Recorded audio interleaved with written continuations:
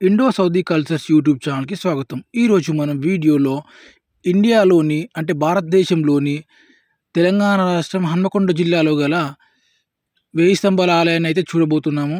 ఈ ఆలయం అనేది పూర్తిగా రాతితో అయితే కట్టబడి ఉంది ఫ్రెండ్స్. ఇందులో మనకి 1000 పిల్లర్స్ అంటే 1000 స్తంభాలు ఉంటాయి. ఈ ఆలయం మొత్తం కూడా 1000 స్తంభాల చేత నిర్మితమై ఉంది. అందువల్ల ఈ ఆలయానికి 1000 స్తంభాల గుడి అని పేరు వచ్చినది. ఇందులో ప్రధానంగా 2 ఆలయాలు ఉంటాయి. 2 ఆలయాల్లో కూడా ఒక ఆలయంలో మాత్రమే ప్రతిమలు ఉంటాయి. అంటే దేవుడి ప్రతిమలు ఉంటాయి. మొత్తం ఈ ఆలయం మొత్తం కూడా త్రికుట ఆకారంలో ఉంటుంది. అంటే త్రికుటేశ్వర ఆలయం అంటారు కదా! అంటే ముగ్గురు భగవంతులు ఉంటారు ఇందులో. ముగ్గురు దేవుళ్ళు ఉంటారు. ముగ్గురు దేవుళ్ళ విగ్రహాలు ఉంటాయి. కాబట్టి ఇందులో మొత్తం కూడా ఇది త్రికుట అంటే 3 గర్భగుడులు ఉంటాయి. 3 గర్భగుడులు ఉండడం వల్ల దీన్ని త్రికుట ఆలయం కూడా అంటారు. కాకపోతే ఈ ఆలయంలో ప్రస్తుతం ఒక ఆలయంలో మాత్రమే అంటే 3 ఆలయాలు ఉంటాయి కదా! 3 ఆలయాల్లో ఒక గర్భగుడిలో మాత్రమే విగ్రహం అయితే ఉంది. అందులోనే లింగ రూపంలో అయితే దేవుడైతే మనకు దర్శనం ఇస్తాడు. ఆ దేవుడిని అయితే కొలుస్తారు. మిగతా 2 ఆలయాలు ఉంటాయి కదా! అందులో అయితే దేవుడైతే ఉండరు. ఏ విగ్రహం కూడా లేదు. ఎందుకంటే శిథిలం అయిపోయినది కదా! చాలా సంవత్సరాల క్రితం. కొన్ని వందల ఏళ్ల క్రితం అయితే ఈ ఆలయాన్ని అయితే నిర్మించారు. కాకతీయ రాజులు అంటే మనకు రాణి రుద్రమాదేవి గుర్తుకొస్తాయి కదా సినిమా. ఆ రాజులే అండి. 12వ శతాబ్దంలో అయితే ఆ రాజులు ఈ ఆలయాన్ని అయితే నిర్మించారు. వాళ్ళు పరిపాలించే కాలంలో అయితే. కాకపోతే రాను తర్వాత ముస్లిం రాజులు లేదా ఇతర వేరే రాజులు ఈ రాజ్యంపై దండయాత్ర చేసినప్పుడు వారి గుర్తులు, చిహ్నాలు ఏవీ లేకుండా చేసేందుకు ఆ రాజులైతే తమ సైనికుల చేత ఈ ఆలయాలను అయితే మొత్తం కూడా కొలాప్స్ చేశారు. చాలా వరకు ఈ ఆలయం కూడా రాతితో నిర్మితమై ఉండడం వల్ల దీన్ని ఆలయాన్ని అయితే పూర్తిగా అయితే ధ్వంసం చేయలేకపోయారు. నామమాత్రంగా అయితే ధ్వంసం చేశారు. ఈ ఆలయంలో చూడండి ఫ్రెండ్స్, ఇక్కడ మనకు కోనేరు అయితే ఉంది. ఈ కోనేరులో ఇంతకుముందు మేము వచ్చినప్పుడు మొత్తం కూడా తాబేళ్ళు ఉండేవి. నక్షత్ర తాబేళ్ళు ఉండేవి. కానీ ఇప్పుడు మాత్రం ఈ ఆలయంలో అయితే ఇప్పుడు నక్షత్ర తాబేళ్ళు అయితే లేవు. నాకు తెలిసి గవర్నమెంట్ ఎక్కడికైనా తీసుకుని వెళ్ళి ఉంటుంది వాటి రక్షణార్థం. లేదు అంటే అవి కనుమరుగైపోయి ఉంటాయి ఇక్కడే. అంటే సమ్మర్ కదా, సమ్మర్ సీజన్ కాబట్టి స్టార్ట్ అయింది కాబట్టి ఇక్కడికైనా తీసుకెళ్ళి ఉంటారు. ఇదేనండి ఆలయం ముందు భాగం అయితే ఇలా ఉంటుంది. ఇక ఎంట్రీ కాగానే మనకు 3 ఆలయాలు ఉంటాయి. ఈ ఆలయం లోపలనే 3 ఆలయాలు. తూర్పు నుండి అయితే ఎంట్రీ ఉంటుంది. చూస్తున్నారు కదా ఫ్రెండ్స్. ఈ ఆలయం ముందుకు ఎదురుగానే నంది ఉంటుంది. కాకతీయుల చిహ్నం ఏంటంటే నంది వాహనం అంటారు కదా. కాకతీయుల చిహ్నం నంది విగ్రహం అక్కడ ఉంది చూడండి ఫ్రెండ్స్.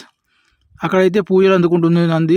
అలాగే ఇంకో రెండో ఆలయంలో అయితే మనకి ఎలాంటి విగ్రహాలు అయితే లేవు.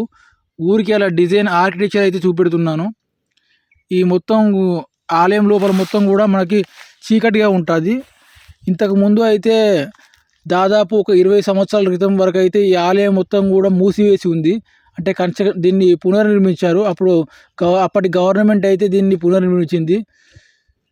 ఈ ఆలయం కొలాప్స్ అవ్వడం వల్ల దీన్ని పునర్నిర్మించడం జరిగింది. అంటే డెవలప్మెంట్ పనులు అయితే చేసినది. అందువల్ల అప్పుడు 20 సంవత్సరాల క్రితం అయితే ఈ ఆలయాన్ని ఎవరు పట్టించుకోలేదు. తర్వాత 20 సంవత్సరాల నుండి ఈ ఆలయాన్ని డెవలప్ చేసి అలాగే ఆర్కిటెక్చర్ను వాళ్ళని తీసుకొచ్చి ఇంజనీర్ని తీసుకొచ్చి ఈ ఆలయాన్ని అయితే కొంచెం కట్టించారు.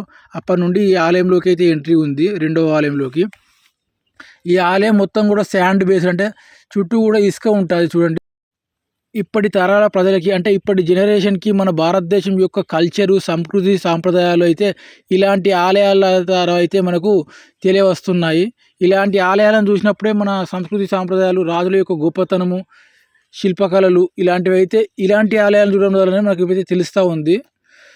అలాగే చూస్తున్నారు కదా, గోపురం పైన భాగం అయితే ఇలా మొత్తం ఉంటుంది. 1000 స్తంభాలు అని చెప్పాను కదా, ఇవే అండి. ఒక్కొక్క స్తంభం మనం లెక్కిస్తే అయితే 1000 స్తంభాలు ఉంటాయి. ఈ ఆలయానికి మన దేశం నుండి కాదు, దేశ విదేశాల నుండి కూడా మనకు సంస్కృతి సాంప్రదాయం చూడడానికి అయితే వేరే దేశాల నుండి కూడా అయితే వచ్చి చూస్తూ ఉంటారు. ఇది ఒక టూరిస్ట్ పాస్ లాగా ఉంటుంది. ఇలాంటి ఆలయాలు మన భారతదేశంలో మారుమూల ప్రాంతాల్లో ఎన్నో ఉన్నాయి. ఆ ఆలయాలను మళ్ళీ వెలికి తీసి వాటిని డెవలప్మెంట్ చేసి సరైన జాగ్రత్తలు తీసుకుంటే మన భారతదేశ సంస్కృతి సాంప్రదాయాలు అయితే దేశ విదేశాలకు కూడా ఘనంగా చాటి చెప్పవచ్చు.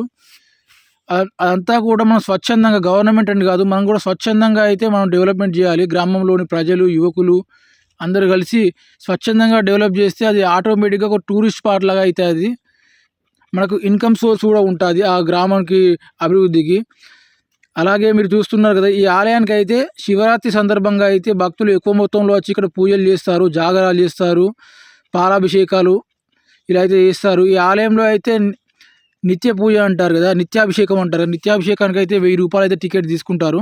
నెల రోజుల పాటు అయితే మన పేరిట అయితే అభిషేకం అయితే చేస్తారు.